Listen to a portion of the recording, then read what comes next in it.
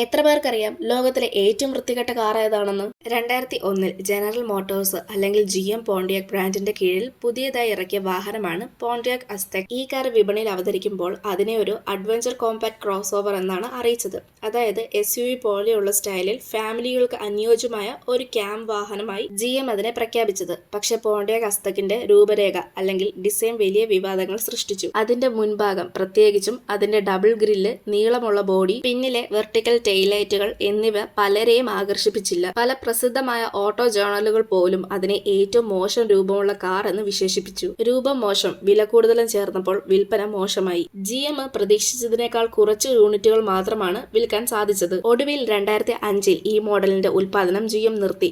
ഈ 4 വർഷത്തിനിടെ പോണ്ടിയാക് അസ്തെക് ഒരു ബിസിനസ് പരാജയമായി മാറി. പക്ഷേ 2008 പ്രശസ്തമായ ടെലിവിഷൻ സീരീസ് ആയ ബ്രേക്കിംഗ് ബാഡിൽ പ്രധാന കഥാപാത്രമായ വാൾട്ടർ വൈറ്റ് ഉപയോഗിച്ച കാറായ അസ്തെക് വീണ്ടും എല്ലാവരുടെയും ശ്രദ്ധ പിടിച്ചു. സീരീസിലെ കഥാപാത്രമായ വാൾട്ടർ വൈറ്റ് പോലെയുള്ള ഒരു കരുത്തുറ്റ ബുദ്ധിമാൻ, പക്ഷേ ദുരന്തങ്ങളിലൂടെ കടന്നു പോകുന്ന കഥാപാത്രം. അയാൾ ഉപയോഗിക്കുന്ന കാർ അസ്തെക്. ഇതിലൂടെ ഈ കാറിന് ഒരു കൾട്ട് സ്റ്റാറ്റസ് കിട്ടുകയാണ്. കൾട്ട് സ്റ്റാറ്റസ് എന്ന് പറയുമ്പോൾ ഒരു കാലത്ത് അധിക പേരും ഇഷ്ടപ്പെടാത്തത്, എന്നാൽ കുറച്ച് ആളുകൾ അതിനെ വളരെ ബഹുമാനത്തോടെ ഇഷ്ടപ്പെടുന്നത്.